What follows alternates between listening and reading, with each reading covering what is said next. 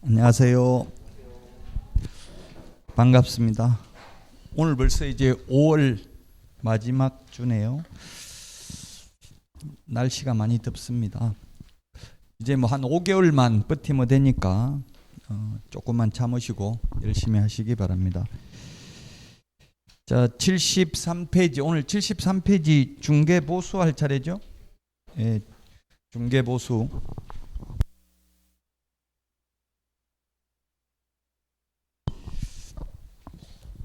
(73페이지) 중개보수입니다. 시험에 중개보수가 두 문제 출제됩니다. 보수 계산하는 거 한 문제, 일반적인 내용 한 문제에서 두 문제 출제됩니다. 양가로 1번 중개보수의 성격은 중개완성에 대한 반대급부입니다. 그래서 중개완성이 계약 성립이죠. 계약 성립시켜야 되고 계약 성립 못 시키면 집을 100번 보여줘도 한 푼도 돈 못 받습니다. 현재는 이게 모순이고, 그래서 국가권익위원회에서는 집을 하루 종일 보여줬으면 최저임금 정도 수준의 비용을 미리 받고 나중에 계약 성립되면 미리 받은 거 빼고 나머지를 받고 이렇게 하라고 권고는 했는데 법에는 그런 규정이 없습니다. 그래서 집 하루 종일 보여줘도 계약 성사 못 시키면 한 푼도 못 받습니다. 그래서 만약에 여러분들이 현업에 가서 임대차인 경우에는 반드시 물어봐야 될 게, 제가 경험상 이사 날짜가 언제입니까? 이거 물어봐야 됩니다. 이사 날짜가 정해졌으면 집 보러 다니고, 이사 날짜 안 정해졌으면 절대 새 얻을 수가 없죠. 지금 방 빼는 날짜가 정해졌기 때문에 그 날짜에 맞춰서 얻어야 되잖아요. 그 전세인 경우, 임대차인 경우는 반드시 물어봐야 됩니다. 이사 날짜가 언제입니까? 미리 언제 이사 가기로 정해놓고 집을 구하러 다닌다고요? 그래야 집을 구하지. 날짜도 안 정해졌는데 집 100번 보여줘도 계약 절대 못하고 그냥 미리 시세만 알아보려고 다니는 경우 많아요. 그런 경우는 보여줘봐야 소용없으니까 이사 날짜 정해지시면 그때 오셔야 됩니다. 지금 보셔도 어차피 계약 못하고 시세 보려고 그러는데 시세는 또 날짜가 정해지면 그때 시세가 변할 수 있기 때문에 의미가 없습니다. 이렇게 말하는 게 나아요. 데리고 다녀봐야 기름값만 없애고 절대 계약 안 한다고요. 자, 그 다음에 양가로 2번 동그라미 1번 중개보수 발생 시기는 중개의뢰 계약 시 우리 집 팔아주세요 하면은 중개보수는 거래계약 성립을 정지조건부로 발생은 합니다. 그러나 동그라미 2번 실제 행사하는 것은 계약이 성립되어야 중개보수를 받을 수 있습니다. 그리고 동그라미 3번 중개보수 청구권 소멸입니다. 개업 공인중개사의 고의가실로 무효 취소 해제된 경우에는 소멸합니다. 근데 시험에 거래 당사자의 이행지체로, 즉 중도금을 지급하지 않아서 계약이 깨졌다면 중개보수 받을 수 있습니다. 거래 당사자의 고의가실이 없다면 이론적으로는. 근데 현실적으로는 계약 깨지면 거의 받기가 쉽지 않습니다. 깨지면 손님들이 죄송합니다, 제가 계약 깼으니까 중개보수는 드리겠습니다, 이런 사람들이 거의 없고요. 사기꾼아, 네가 확인 설명 똑바로 안 해서 내가 계약 깼으니까 손해배상해라, 오히려 역으로 이렇게 한다고요.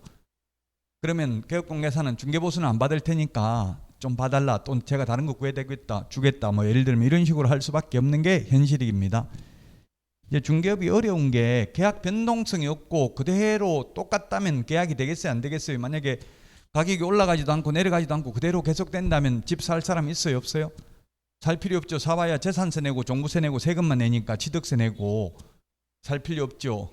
그리고 올라가면 매도인이 계약을 깨려고 하고 가격이 내려가면 매수인이 깨려고 한다고요. 그래서 중개업은 힘들다고. 가격 변동성이 없어도 거래가 안 되고, 올라가면 또 매도인이 깨려고 하고 계약해놓고도 내려가면 또 매수인이 깨려고 한다고요. 그래서 그런 부분이 가장 어렵습니다, 중개업하기가 현업에서. 자, 양가로 3번 중개보수의 범위 및 한도입니다. 반가로 1번 주택에 대한 중개보수는 쌍방 각각 동그라미 쌍방으로부터 각각 받습니다. 그래서 곱하기 2를 해야 됩니다. 중개보수 계산에서 나오는 금액에. 일방으로부터 받을 수 있는 한도는 매매 교환의 경우에는 최대 15억 이상인 경우 1000분의 7, 0.7% 이내고요. 임대차는 최대 15억 이상인 경우 0.6% 범위 안에서 시도 조례로 정합니다. 이게 국토부령입니다. 그리고 이 범위 내에서 또 서로 협의 밑줄 치세요. 협의하도록 되어 있습니다. 그럼 협의가 불성립되면 어떻게 한다는 규정이 없습니다. 그러면 깎는 것밖에 안 됩니다. 0.7, 0.6%를 초과해서 받을 수는 없습니다. 깎는 것만 가능하다고 협의를 해도 더 초과해서 받는 건 안 된다고요. 그 개업공개사 입장에서 보면 기분 나쁘죠. 백화점 물건도 정가제인데 우리 중개보수는 정가제가 아닙니다. 깎도록 되어 있습니다. 만약 여러분이 손님 입장이라면 어떻게 해야 되겠어요? 깎으려면은 계약서 출력하기 전에, 계약하기 전에 미리 협상을 해야 되겠죠. 다른 중개업소는 뭐 0.3% 받겠다고 하던데요.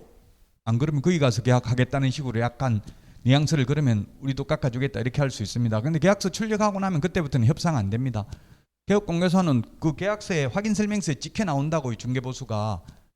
나중에 협상하자고 하니까 전부 다 하는 개업공개사 하는 소리가 미리 말하지 왜 이제 와서 하냐 이렇게 이야기하더라고요. 만약 여러분이 손님 입장이라면 미리 계약하기 전에 협상을 해야 되고, 개업공개사 입장이라면은 아무 말 안 하고 빨리 확인설명서에 출력해가 최고 요율로 그냥 지키도록 만들어야 되겠죠.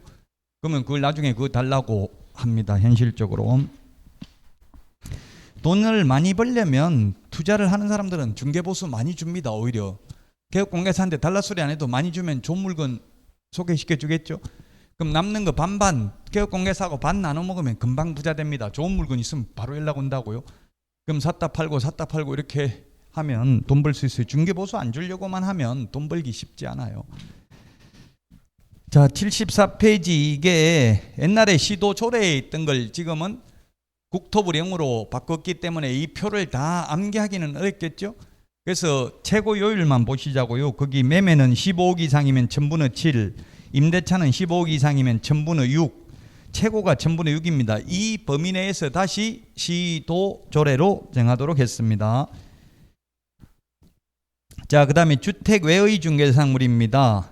85제곱미터 이하 주거용 오피스텔의 경우 맨 밑에 보면은 매매는 1000분의 5, 임대차는 1000분의 4 범위 내에서 받을 수 있습니다. 85제곱미터 이하 주거용 오피스텔이란 기역 전용 면적이 85제곱미터 이하여야 하고요. 니은 상하수도 시설이 갖추어진 전용 입식부엌, 전용 수세식 화장실 및 목욕시설, 전용 수세식 화장실에 목욕시설을 갖춘 경우를 포함한다를 갖춘 경우, 이걸 그냥 85제곱미터 이하 주거용 오피스텔이라고 하겠습니다.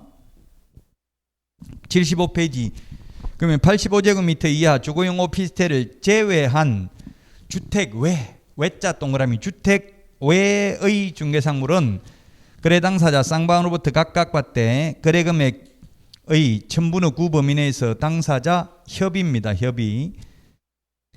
동그라미 3번 상한 요율 명시입니다. 주택 외자 동그라미 주택 외의 경우만 0.9% 범위 안에서 자기가 실제 받고자 하는 요율을 명시해야 됩니다. 기재해야 됩니다. 주택 외입니다. 외자 빠지면 X입니다. 주택의 경우 하면 X입니다. 주택의 경우는 시도조례가 정하는 요율을 게시하면 되고, 주택 외의 경우에만 실제 자기가 받고 싶은 금액을 명시하면 됩니다. 반가로 3번 겸용주택입니다. 주택의 면적이 2분의 1 이상인 경우 전부 주택에 대한 보수를 적용합니다. 2분의 1 미만이면 전부 주택 외의 보수를 적용합니다. 그래서 시험에 3번 출제됐는데 주택의 면적이 3분의 1인 경우 이렇게 시험에 나왔습니다. 주택의 면적이 3분의 1이면 뭐가 적용되는 거예요? 주택 외. 0.9%라고 시도조례가 밑에 예시가 돼 있어도 시도조례 볼 필요도 없습니다. 시험에 아마 기출문제 보셨으면 그런 문제 보셨을 거예요. 주택의 면적이 3분의 1인 경우 4분의 1, 5분의 1 이런 거 안 나왔고요. 3분의 1인 경우 이렇게 나왔습니다. 기출문제 한번 나오면 그대로 그걸 똑같이 또 기출문제 내는 경향이 있습니다. 그래서 기출문제가 중요하다고 했죠. 주택의 면적이 3분의 1인 경우 전부 주택 외의 규정을 적용한다. 양가로 4번. 자, 그 다음에 거래금액 산정 동그라미 1번인데요. 분양권인 경우, 분양권 이거는 법조문에는 없습니다. 판례가 분양권인 경우 분양가를 기준으로 하는 게 아니라 실제 들어간 돈, 실제 주고받는 돈, 계약금, 중도금 지급된 상태에서 프리미엄이 형성되어 있으면 그 프리미엄에다가 곱하기 요율을 한다. 이론적으로. 현실적으로는 지금 현업에서 이 분양권의 경우 그냥 일률적으로 100만 원, 200만 원, 300만 원 이렇게 달라 하더라고요. 서울에는 300만 원 달라 하더라고요. 경기도는 주로 100만 원 뭐 이렇게 달라고 많이 합니다. 그 분양가 곱하기 요율이 아니라 실제 주고받는 돈. 지금 신한 실크밸리 이런 게 6개월 후 전매가 된다고 하던데 6개월 후 전매할 때면 계약금 뭐 예를 들면 4,300만 원 이렇게 들어간 상태에서 프리미엄이 5,700만 원 붙었다면 실제 1억 주고 거래하는 거잖아요. 그럼 곱하기 1억에다가 요율을 한다 이 말이에요. 분양가에다가 요율하는 게 아니고. 이건 판례입니다. 동그라미 1번. 교환의 경우에는 동그라미 2번. 거래 금액이 큰 중개상물 가액을 기준으로 합니다. 중개 보수가 큰 걸 기준으로 하는 게 아니라 거래 금액이 큰 걸 기준으로 합니다. 예를 들면 2억짜리 상가와 3억짜리 주택을 교환하는 경우입니다. 주택은 시도 조례에 보면 0.4%라고 되어 있습니다. 그러면 중개 보수가 120만 원이고요. 상가는 0.9%라고 했죠. 0.9면 2, 9, 18, 180만 원입니다. 중개 보수가 큰 걸 각각 받는 게 아니라 거래 금액이 큰 걸 기준으로 각각 받기 때문에 120만 원씩을 각각 받는다는 이야기죠. 중개 보수가 큰 게 아니라 거래 금액이 큰 걸 각각 받습니다. 자, 그 다음에 동그라미 3번입니다. 보증금 외에 월차임이 있는 경우입니다. 보증금 외에 월차임이 있는 경우. 제가 취직해가지고 딱 첫날 계약한 게 이런 걸 계약했는데요. 보증금 500에 월세 45만 원 지하였습니다. 지하. 그게 지하에 뭐 트램프 이런 거 악기 연주한다고 하더라고. 동호회에서 임대차를 했는데 이렇게 했습니다. 그럼 곱하기 100을 합니다. 얼마 나옵니까? 4,500만 원에 500만 원 더하면 5천만 원이죠. 5천만 원에 0.9% 받았습니다. 0.9% 받으니까 5, 45, 45만 원씩 양쪽 다 받으니까 90만 원이죠. 제가 첫날 취직하자마자 첫날 이거 첫 계약을 했는데 코 뚫는다, 뭐 귀 뚫는다 이런 게 있더라고. 첫 계약하는 게 엄청나게 흥분되더라고. 처음이니까 진짜 이게 짜릿한 처음이 항상 중요해요. 그런 느낌을 받았는데 그러고 나서 사장님한테 욕만 엄청나게 얻어먹고 나서 이제 그 다음부터는 계약 안 해야 되겠다 이런 생각밖에 안 들던데요. 왜 미리 보고 안 했다고 사장님한테 미리 보고 안 하고 계약서 쓰러 오세요 바로 이렇게 하니까 그렇게 해가 혼자 한 게 아니라 공동 중개를 했거든요. 다른 중개업소하고. 그러니까 중개보수 지금 5구 45 90만 원 받을 수 있는데 너 때문에 45만 원밖에 못 받았다 이렇게 이야기하더라고요. 왜 보고 안 했냐 했으면 우리 사무소에 있는 물건 찾아가지고 90만 원 받을 수 있었는데 너 때문에 지금 45만 원 손해봤다 이런 식으로 이야기하니까 너무 서운하더라고. 첫 계약을 열심히 하려고 해서 했는데 그러니까 여러분들은 미리 보고 하고 하세요. 괜히 칭찬받으려고 하다가 우리 욕만 얻어먹었어요. 자, 근데 만약에 이런 걸 중개업소에 월세 50만 원, 5만 원만 좀 깎아달라고 해주세요. 5만 원 깎으면 얼마 됩니까? 4천만 원 합하면 4,500만 원. 이렇게 보증금 더하기 월세 곱하기 100을 한 금액이 5천만 원 미만 나오면 100을 하는 게 아니라 70을 한다. 4, 7은 28, 2,800만 원 더하기 500만 원 하면 3,300만 원 곱하기 만약에 상가라면 주택 외라면 0.9%로 곱하면 얼마입니까? 39, 27, 39, 27, 29만 7천 원 나오고요. 그 다음에 5천만 원이면 5, 45, 45만 원 나옵니다. 월세 5만 원 깎아주는 순간 중개보수가 얼마 차이 나요? 15만 3천 원 차이가 나고요. 곱하기 2 양쪽에 다 받으니까 30만 6천 원 손해죠. 개업공개사 입장에서 보면 그래서 개업공개사는 절대 저도 이렇게 이야기해봤어요. 5만 원 좀 깎아달라고 이야기해보세요 하니까 절대 안 됩니다. 아예 주인한테 말도 안 하고 개업공개사선에서 잘라버려요. 왜냐하면 중개보수가 30만 6천 원 손해니까 곱하기 양쪽에 다 받으니까 보증금 더하기 월세 곱하기 100을 한 금액이 5천만 원 이상이면 그대로 곱하기 100 하는데 5천만 원 미만, 오늘 문제에 보면 5천만 원 미만인데 이하라고 해서 X 있죠. 아직 문제 안 봤어요? 5천만 원 미만이라고, 이하가 아니라 미만. 문제는 미리 풀어보는 게 좋아요. 미리 풀어보고 틀리보고 설명 듣는 게 훨씬 더 기억에 오래 남아요. 몇 번에 있어요? 예? 10번. 예, 10번에 그 2번에 있잖아요. 10번에 2번. 이하가 아니라 미만. 그다음에 1번은 합산하여 받는 게 천분의 9, 0.9가 아니라 합산하여가 아니라 각각이라고 있잖아요. 각각. 한 사람한테 받는 게 0.9라고 합산하면 1.8이 되겠죠? 곱하기 2를 하면 합산하여 이 말이 틀렸다고요. 10번에 1번은. 3번은 조금 전에 했잖아요. 주택인 경우가 아니라 주택 외인 경우 자기가 받고 싶은 금액을 명시해야 된다 했잖아요. 주택 외인 경우. 주택인 경우에는 시도조례 가정하는 요율을 명시하면 되죠. 이런 걸 한번 틀리보면 기억에 오래 남는다고. 직접 틀리보고 나서 다시 설명 듣고 해설 보고 이렇게 하는 게 좋아요. 바로 답부터 먼저 보지 마시고요.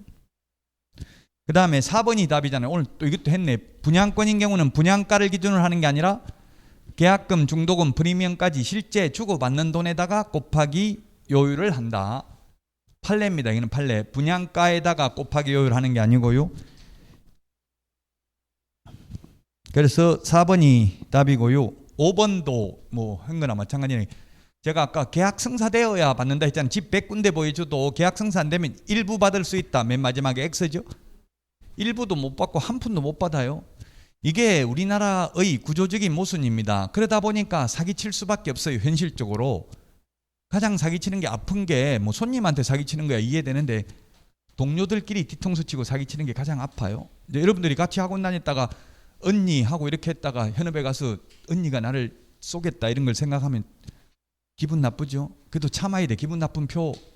어떨 때는 욕하고 싸우다가도 금방 또 언니 물건 있어 하고 또 공동중개하자고 금세 전화하고 이렇게 해야 돼요. 돌변할 수 있어야 돈을 많이 벌어요. 저는 그게 가장 힘들더라고요. 뭐 교수님 이렇게 하다가 뒤통수 치고 그리고 또 사장님 또 해가지고 물건 있어요 이렇게 하고 막 이렇게 수시로 변하니까 돈 많이 벌려면 수시로 변할 수 있어야 돼요. 감정 조절을 잘 해야 돼요. 그래서 마인드 컨트롤을 해야 됩니다. 10번의 답 4번입니다. 미리 좀 이렇게 한번 풀어보시고요. 문제. 자, 그 다음에 4번입니다. 다시 75페이지 동그라미 4번. 동일한 중개사물에 대하여 동일 당사자 간의 매매를 포함한 둘 이상의 거래가 동일한 기회에 이루어지는 경우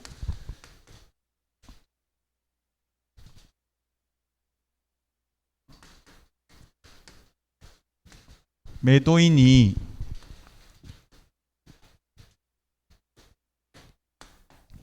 매수인한테 팔았습니다. 매매 계약을 하고 팔고 다시 그 자리에 임대차 계약을 하고 세입자로 눌러 사는 케이스입니다. 이건 지금 동일한 중개상물, 동일 당사자, 동일한 기회.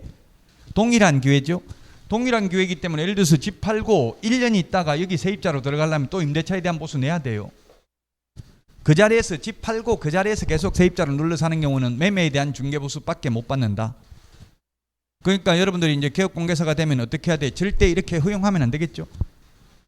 이 사람이 사가지고 다시 여기 세주려고 하면 안 됩니다. 이 사람 집 다 부술 수도 있습니다. 싸게 팔아가지고 불만이 많아가지고 나중에 또 세입자 못 구할 수도 있습니다. 처음부터 새로운 세입자 구하는 게 좋습니다. 이런 식으로 작업을 하더라고요. 다 현실적으로는. 매매와 임대차가 동일한 중개상물, 동일 당사자, 동일한 기회에 이루어지면 매매에 대한 거래 금액밖에 못 받습니다. 자, 그 다음에 양가로 6번입니다. 쌍방 각각 받고요. 동그라미 2번은 동그라미 2번 이거는 실무적으로 보면 전혀 구분의 실익이 없는데 시험에는 굉장히 많이 나왔습니다. 왜냐하면 출제하는 교수님들은 실무를 해본 사람들이 아니거든요. 사무소하고 중개상물 소재지가 다르면 사무소 기준이라는 이야기입니다. 즉 여러분들 사무소가 이천에 있으면 서울에 있는 아파트를 중개해도 어느 조례가 정하는 수수료를 받는다? 중개보수를 받는다? 경기도 조례가 정하는 보수를 받는다고요. 사무소 기준이니까. 그래서 우리 프린터 4번에 맨 밑에 보면 프린터 4번에 맨 밑에 보면 만약 분사무소에서 중개행위를 했다면 분사무소 관할 시도조례죠. 이게 구분의 실익이 없는 게 지금 현재 16개 시도조례가 사실은 다 똑같습니다. 그래서 구분의 실익은 없는데, 그러나 어쨌든 시험에는 많이 나왔다. 사무소 기준이다. 프린터 4번에 맨 마지막 4번에 있습니다. 프린터 혹시 안 가지고 계신 분은 맨 뒤에 부록에 프린터와 똑같이 다시 적어놨습니다. 요약집 맨 뒤에. 찾기 힘들면 그냥 몇 번에 몇 번이라고 적어만 놓고 넘어가야 돼요. 왜냐하면 지금 몇 달, 11월 달부터 들으신 분도 있고 이달에 오신 분도 있기 때문에 다 수준 차이가 다르기 때문에 지금은 차이가 다르지만 시험 볼 때 되면 다 같이 만나요. 종점에서. 조금 먼저 출발해도 똑같다고요. 나중에 결승점, 고린점에 누가 먼저 들어갔냐가 중요하죠. 자, 그 다음에 동그라미 3번 75페이지 맨 밑에 중개보수 적용 기준에 권리금은 포함하지 않는다 라는 말은 권리금은 중개대상물이 아니다. 그래서 권리금 알선하고는 중개보수를 수수료를 못 받는다는 뜻이 아니라 만이 0.9%를 초과해서 받아도 공인중개사법 위반이 아니라는 뜻이에요. 중개상물이 아니니까 권리금은 보통 통상 권리금 알선하고는 10% 정도 받아도 됩니다.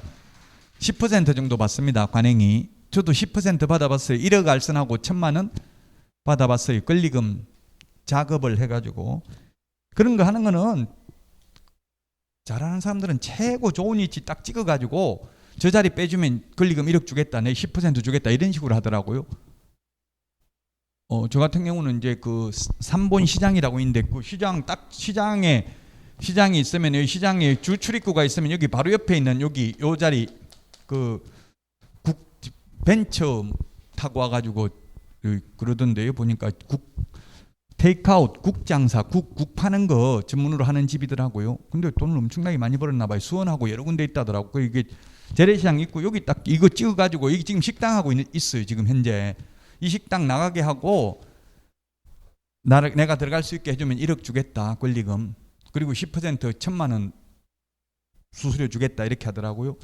그 작업을 하러 이제 저는 직원으로 그때 있었고 사장님이 작업하는 거 보니까 이 식당이 계속 가더라고요. 밥 먹으러 며칠 동안 아무 말 안 하고 계속 가면 이제 자주 계속 매일 점심도 가고 저녁도 가고 계속 가니까 금방 좀 안면이 있잖아요. 그러면 이제 사장님 누군지 파악하려고. 근데 사장님이 안 나왔나 봐. 그래서 사장님은 안 계세요 물으니까 잘 안 나왔다더라고. 그래가지고 만나가지고 이제 계속 가다가 며칠은 그냥 아무 말 안 하고 가기만 가요 식당. 그리고 나서 바로 1억 줄 사람이 있다. 저 같으면 순진해서 1억에 들어올 사람이 있다. 이렇게 이야기할 줄 알았어요. 그러면 한다 해야 안 해요? 쉽게 그렇게 말해버리면 또 더 달라고 안 한다죠. 그러니까 장사 잘 됩니까? 이렇게 물으면 우리나라 사람은 어떻게 해요? 보통 그냥 예의상 잘 안 됩니다. 이러지 잘 된다는 사람 잘 없잖아요. 보통 보면 그게 잘 안 된다 이렇게 하니까 그렇군요. 힘드시겠군요. 자꾸 이렇게 하다가 이제 나중에 그러면 내가 최대한 권리금 한 받고 다른 데 빼드릴까요? 하면 얼마 받을 수 있는데 이러면 예를 들면 한 5천만 원 이런 식으로 더 낮게 이야기를 해요. 그러면 좀 더 받아주면 안 되냐? 그럼 더 받아주면 얼마 줄 건데 이런 식으로 협상을 해도 된다고요. 10% 20% 받아도 상관없어요.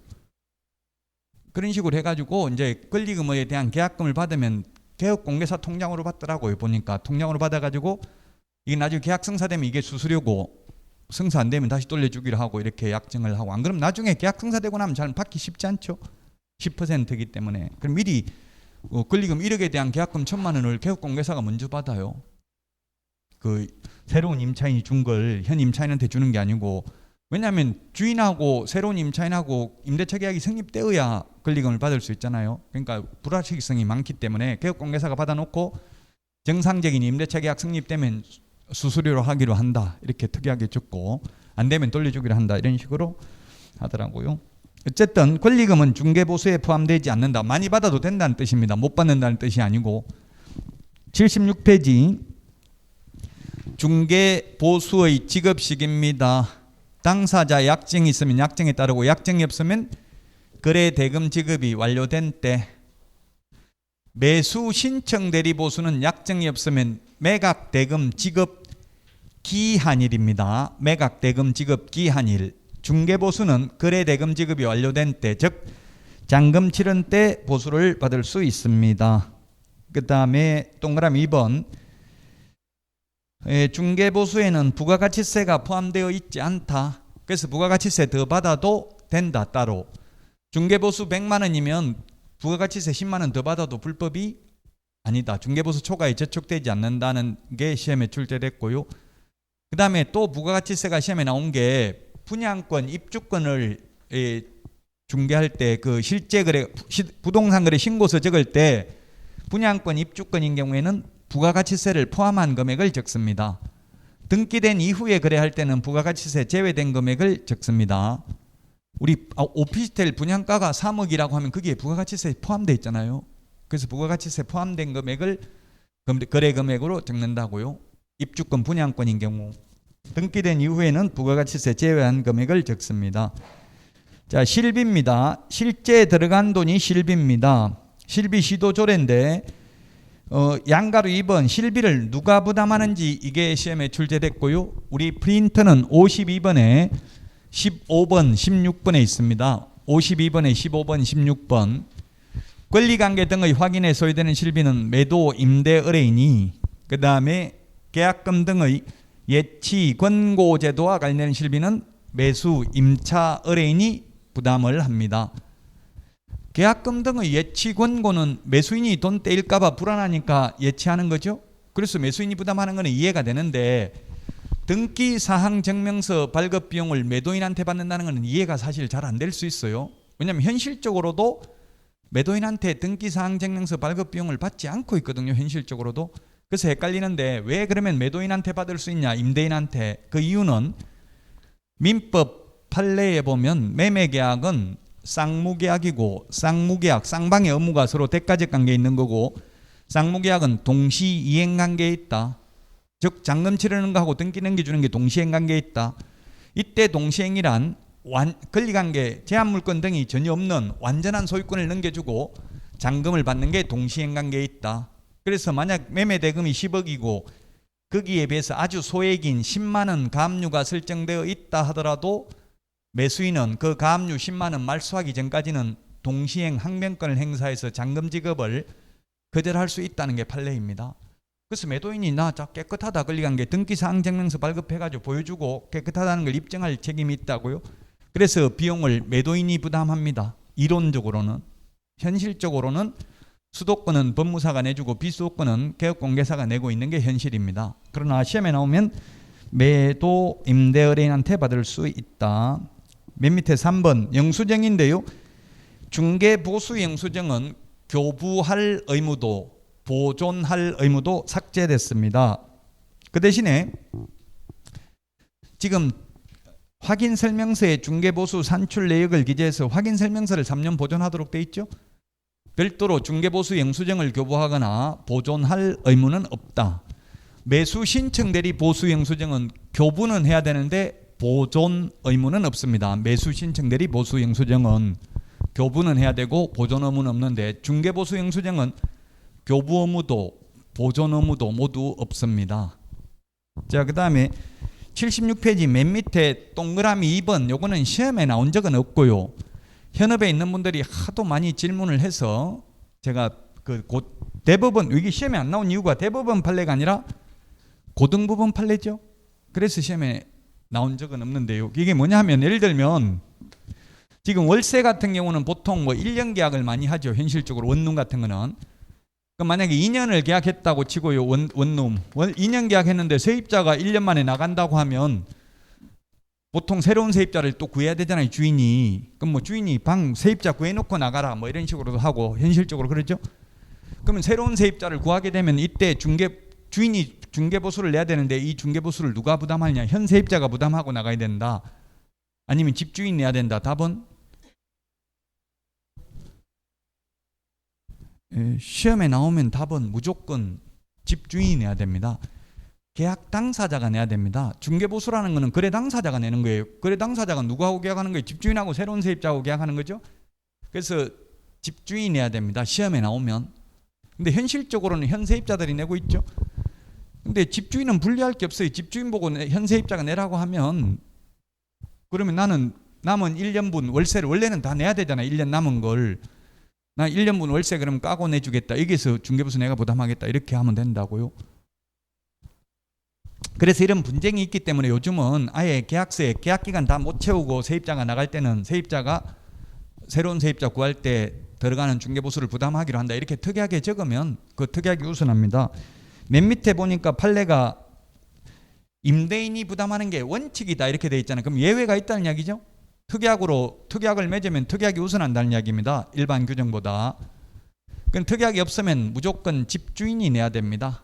이론적으로는. 그럼 집주인은 새로운 세입자 안 들어오면은 이거 계속 월세 받을 수 있는 거잖아요. 그러니까 미리 그 새로운 나가겠다 하면 그때 주인이 말하면 되잖아요. 그럼 네가 중개보수는 부담해라. 못 하겠다 하면 알았다. 그럼 나는 나 그럼 새로운 세입자 안 구하고 계속 월세 다 까고 1년분 까고 나머지 보증금 내주겠다 이런 식으로 하면 되겠죠. 아무 말이 없으면 무조건 주인이 내야 된다. 시험에 나오면 계약 당사자가 내야 된다고. 임대차 계약 당사자가. 자, 77페이지입니다. 77페이지 메뉴의 표를 보면 중개보수가 있고 실비가 있는데 중개보수는 계약 성사되어야 받을 수 있고 실비는 계약 성립과 상관없이 받을 수 있죠. 실제 들어간 돈이니까 차비라든지 등기사항 증명서 발급비용 받을 수 있고요. 중개보수는 쌍방이 부담하는데 실비는 권리 이전코자 하는 의뢰인이 부담한다. 계약금 등의 예치 권고 제도는 매수 임차 의뢰인이 부담하고요. 자, 중개보수 실비 모두 당사자 약정이고요.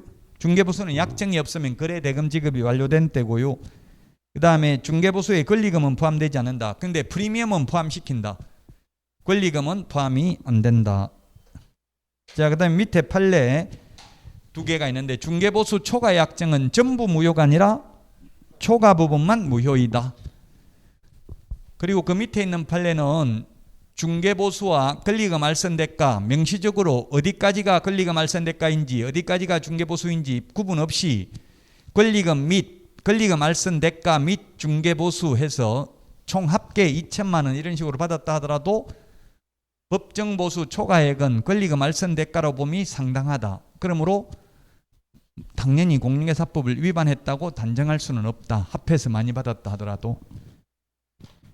여기까지가 시험에 두 문제 출제됩니다. 중개보수 관련된 거는 10번 하나밖에 없죠, 문제가. 자, 그러면 중개보수까지 하고 지도감독 78페이지 지도감독은 그 오늘 프린터 행정처분 정리 옛날에 받으신 분은 옛날 거 가지고 보시면 됩니다. 새로 오신 분만 받으시면 되고요. 여기서 행정처분이 시험에 두 문제 나옵니다. 오늘 행정처분, 행정벌이 각각 두 문제 나옵니다. 근데 이거는 단순히 암기하는 내용입니다. 왜 자격 취소해야 되냐? 논리적으로 설명할 수 없고 무조건 이건 암기해야 된다고요. 대한민국의 모든 강사들이 이거는 다 암기하라고 하고 있어요. 그냥 앞대가리 따가지고 그냥 자기 방식대로 암기하라고 하고 있는 게 현실입니다. 이거는 행정청에 있는 근무하는 공무원들도 잘 모르고요. 판사들도 이거 암기 못하고 검사도 암기 다 못합니다. 벌칙. 그러나 우리는 시험 공부니까 다 암기를 해야 된다는 이야기입니다. 자, 78페이지 지도감독관청인데요. 국토부 장관, 시도지사, 그 다음에 등록관청입니다. 분사무소, 소재지, 시장분수구청장도 지도감독할 수 있습니다. 지도감독의 상대방은 우리 프린터 거기 12번에 두 번째 까만 별표에 나와 있는데요.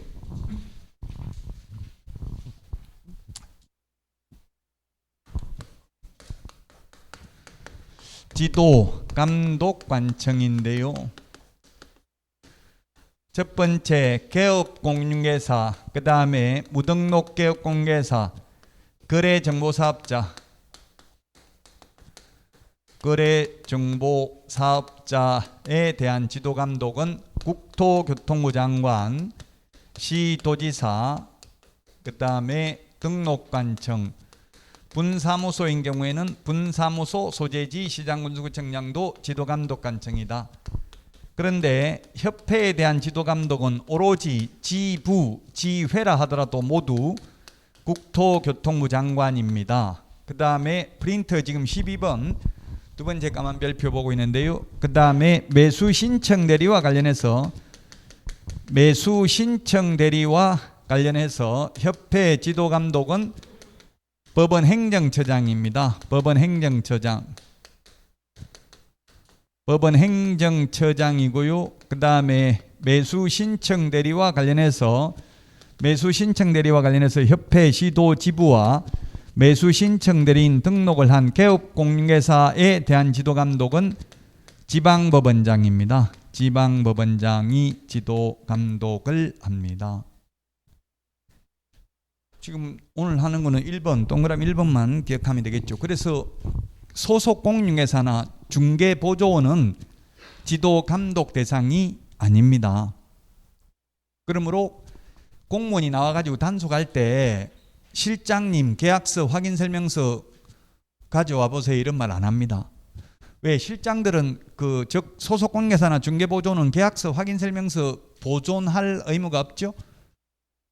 공무원들이 나오면 단속하러 나오면 보자고 하는 게 계약서 확인 설명서밖에 없어요. 다른 건 볼 게 없잖아요.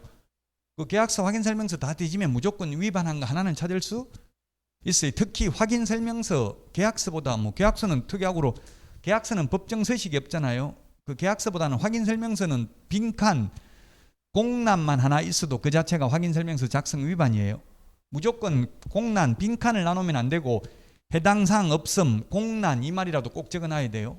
그냥 비어 있으면 안 된다고 아무것도 안 적혀 있으면 그 자체가 위반이라고요.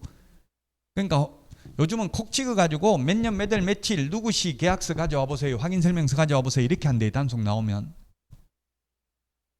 그럼 그거 찾는다고 헤매지 어디 나는지도 기억도 못하고. 그래서 요즘 젊은 분들은 PDF 파일로 저장해가지고 그런 프로그램이 있나 봐요. 불러오기 하면 바로 이름만 치면 그 사람 계약 내용이 다 나오도록. 안 그러고 종이로 이렇게 계약서를 반드시 종이로 보존 안 하고 전자문서로 보존해도 된다고 돼 있거든요. 파일 형태로 보존해도 돼요. 그러면 바로바로 찾을 수 있잖아요. 손님이 옛날 계약서 보자고 하는데 못 찾고 헤매고 있으면 어디 나는지 모르고 이러면 신뢰가 깨지죠. 그 부동산에 있으면 손님 연락 오면 누군지 다 와가지고 바로 자기 이야기하면 그 누군지를 알아야 돼요. 그 어떻게 하냐면 전화기에도 다 그런 프로그램이 돼 있더라고요. 전화 오면은 미리 고객 관리에다 입력을 해놓으면 전화 오면 떠요. 백일동 이름 누구 계약한 사람이면 계약자 이름이 뜰 거고 계약 안 한 사람한테는 보통 이름을 못 물어보거든요.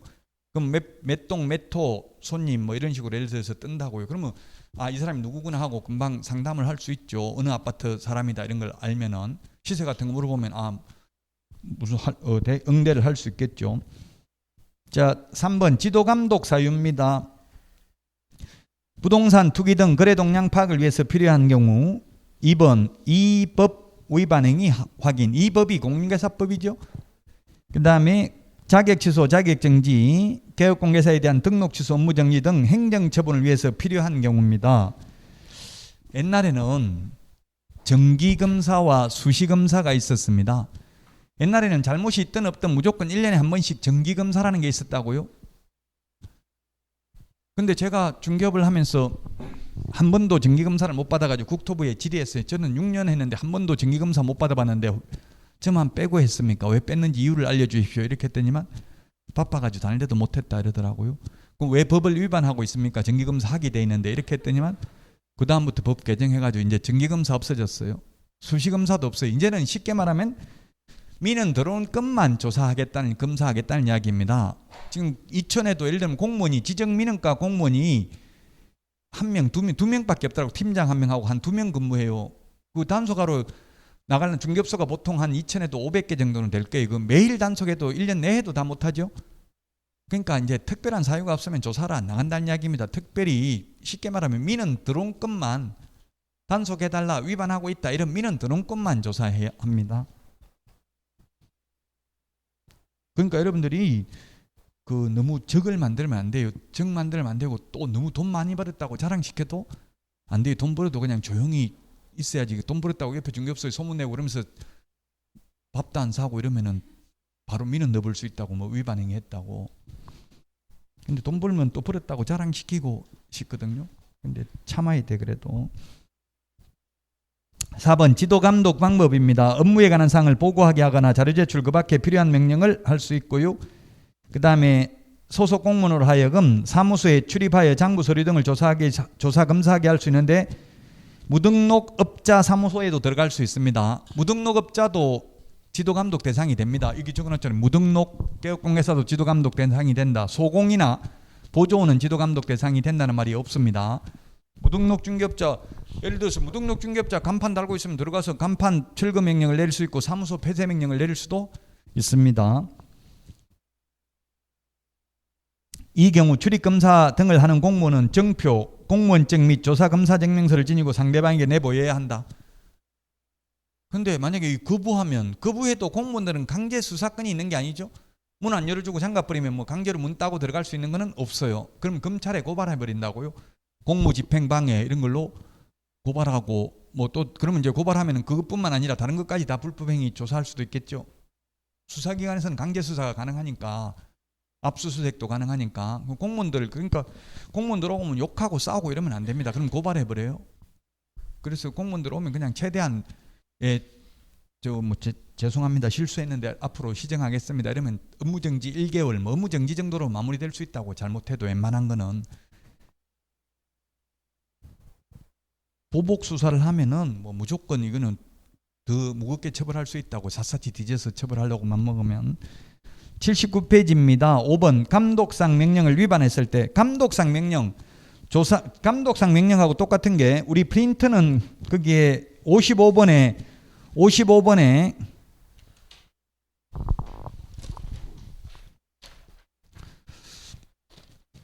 55번에 보면은 감독상 명령을, 여기는 뭐라고 표현을 하고 있느냐 하면은 거짓 보고라고 돼 있네. 10번, 11번, 12번, 13번.